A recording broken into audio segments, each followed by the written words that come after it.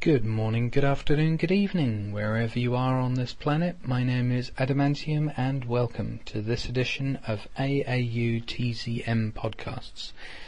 Just the usual announcement for those of you listening to this on YouTube right now. My podcasts also exist on TalkShoe.com. In the video description you'll find a direct link to the TalkShoe page where my podcasts primarily exist, and there you can download and listen to the full 60-minute podcast for free in MP3 format. So just for those of you who like to do that, you can do that there.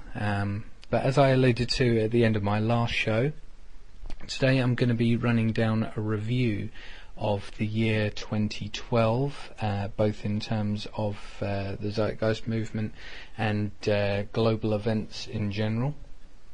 So I'm going to start with the announcements for the Zeitgeist movement and myself, starting with January 5th. AAU TZM Podcast, the show you're listening to right now, celebrates its first birthday.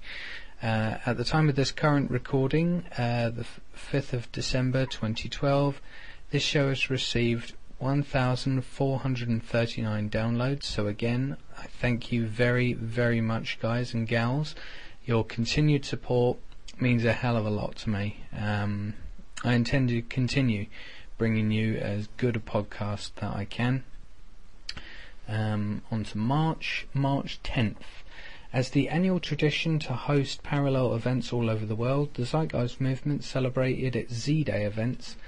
The main event was held this year in Vancouver, Canada, where also my good friends Jim Phillips and Aaron Moritz, who I have interviewed on the podcast before, gave presentations. I myself attended the London event, where I gave a presentation entitled Transitional Thinking. Just as a tentative future announcement, I'm hoping to be presenting at next year's London Z-Day event with a presentation I'm writing entitled Transitional Doing.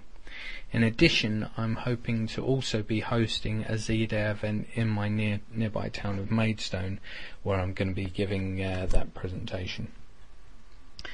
Okay, moving on to July 1st, Peter Joseph releases the first episode of his new mini-series entitled Culture in Decline. Episode 1, entitled What Democracy, explores the fallacy of modern politics in respect of the illusion of democracy and freedom that is created by a centrally controlled system of governance giving the illusion of choice. Moving on to August 5th, the second Zeitgeist Media Festival is launched at the Avalon in Hollywood. The event went from 4 p.m. to 11 p.m. and featured acts such as Hyrosonic, Lily Hayden, Heather Donovan, Master Zero, Jason Silver, Katie Goodman, and many, many others. I myself, again, stayed up all night to watch the live feed of the LA event. Again, it was another lost night of sleep, but it was definitely worth it. Okay, moving on to October 1st, the second episode of Culture in Decline, entitled Economics 101, is released online. As the title suggests, this episode explores the founding logic of our monetary market system, along with a concise and entertaining conveyance as to how and why it is mathematically unsustainable and what true economics should be. Okay, moving on to November 28th, the first part of the revised TZM Activist Orientation Guide is released online. This document includes a preface and 6 essays entitled Overview, The Scientific Worldview, Sourcing Solutions, Logic versus Psychology, The Case for Human Unity, and the final argument, Human Nature. This first introductory part forms what will ultimately be a 4-part document. Moving on to December 2nd. After a couple of technical difficulties, episode 3 of Culture in Decline, entitled CVD, is released online. This episode explores the growth and distortion of consumer culture into what Peter Joseph terms as consumer vanity disorder. Now, that's all the news I have in respect of the Zeitgeist movement. It's a bit of a sparse history. I mean, I could have laid out all the numerous different things that both myself and the movement were doing, but it would take probably an entire 2 shows to lay out all those. So I just thought I'd put the main, most momentous ones out there. But let's move on to how 2012 has been shaping up as Earth, I would say. I mean, it's definitely been a very tenuous year, but let's go into this now, because the thing is, this is going to, after compiling all these news stories, again, it's been a bit of a depressing story to tell, and if you don't really like hearing about a lot of bad news and death and suffering, then you can switch off now. But for those of you who want to get a good angle on what the zeitgeist of 2012 has been about, then strap yourselves in, and here we go. Starting in January 4th, the countries within the European Union agree to impose an embargo on Iranian oil. France stresses the importance for sanctions and an embargo as a way to get Iran to halt uranium enrichment and end its nuclear weapon efforts.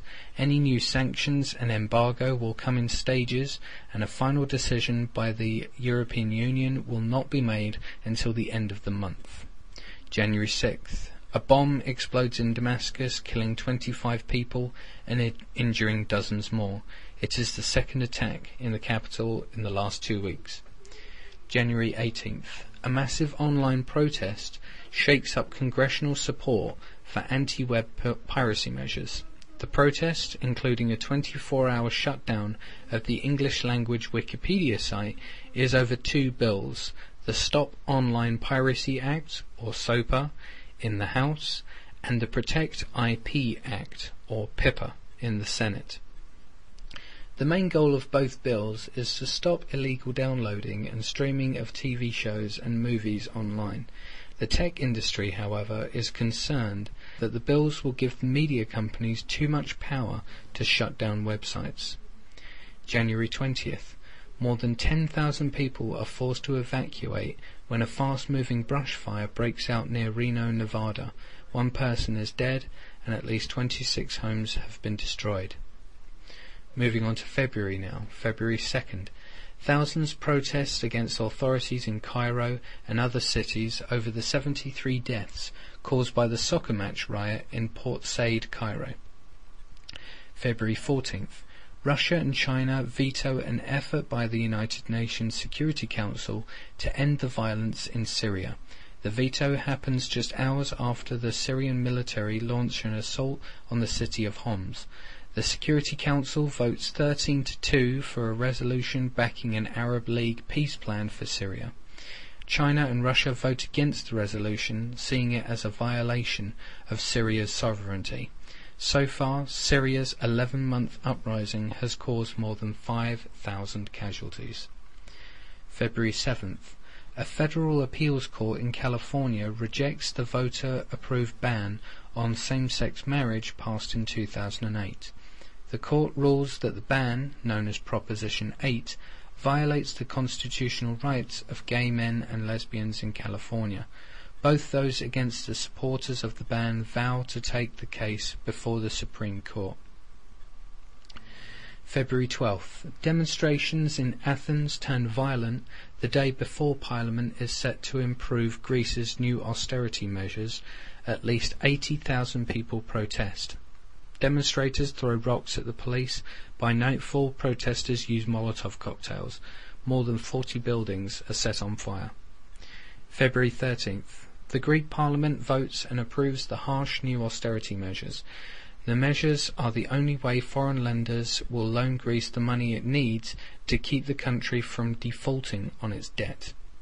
Also on February 13th, Washington becomes the 7th state to legalize same-sex marriage as Governor Christine Grenoir signs the legislation. Opponents are already working to block the bill and put the issue before voters in a referendum. February 15th.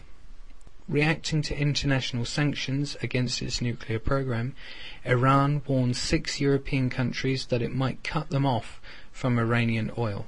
The threat is made to the ambassadors of Italy, Spain, France, the Netherlands, Greece, Portugal, and the foreign industry in Tehran. Meanwhile, Iran announces advances to its nuclear program on state television. Iran says the nuclear program is for civilian use. Israel believes Iran's goal is to build nuclear weapons and has called on other nations, including the United States, to help prevent Iran from doing so. Now moving on to March 2nd. Several tornadoes and severe thunderstorms hit 17 states in the United States, causing at least 27 deaths and injuring hundreds. Southern Indiana, northern Alabama, Kentucky, Tennessee, and southern Ohio are among the hardest areas hit. March 4th. Vladimir Putin wins the presidential election in Russia, claiming 64% of the vote. March 10th. A US soldier goes on a door-to-door rampage, brutally killing 17 Afghan civilians, including 9 children. The events immediately sparked nationwide anti-US protests in Afghanistan. US officials fear a resurgence of the Taliban and renewed support for the Taliban by Afghan citizens. The attack threatens to derail talks between Karzai government members of the Taliban and the United States officials that had recently begun. March 14th. Greg Smith, a Goldman Sachs executive director of equity derivatives, resigns. On the same day, his resignation letter is published in the New York Times as an op-ed piece. In the letter, entitled, quote, "Why I Am Leaving Goldman Sachs," end quote, Smith describes the company as a place where profits come before the interests of clients. Smith, who lives in London, blames top management for what he believes as a culture of greed within the company. March 21st. Around 400 people attend a meeting in Clintonville, Wisconsin, to express their concerns over mysterious night noises that appear to be coming from underground. Police receive hundreds of calls about the noises, which started on Sunday, March 18th. Citizens describe the noises as loud booms, as if someone is beating a pipe underground. According to some, the booms are so loud that at times the ground shakes and windows rattle. Authorities primarily have no source or explanation for the noises, and then later claim minor earthquakes as the cause. Now moving on to April 4th. 2 large tornadoes hit the Dallas-Fort Worth area, knocking down houses, power lines and tractor trailers, injuring at least a dozen people. April 11th. 2 earthquakes hit off the coast of Indonesia, triggering tsunami warnings. The first quake strikes with a magnitude of 8.6, sending tremors through India, Malaysia, Singapore and Thailand. A second quake, the largest of many aftershocks, hits with the magnitude of 8.2. April 12th. A United Nations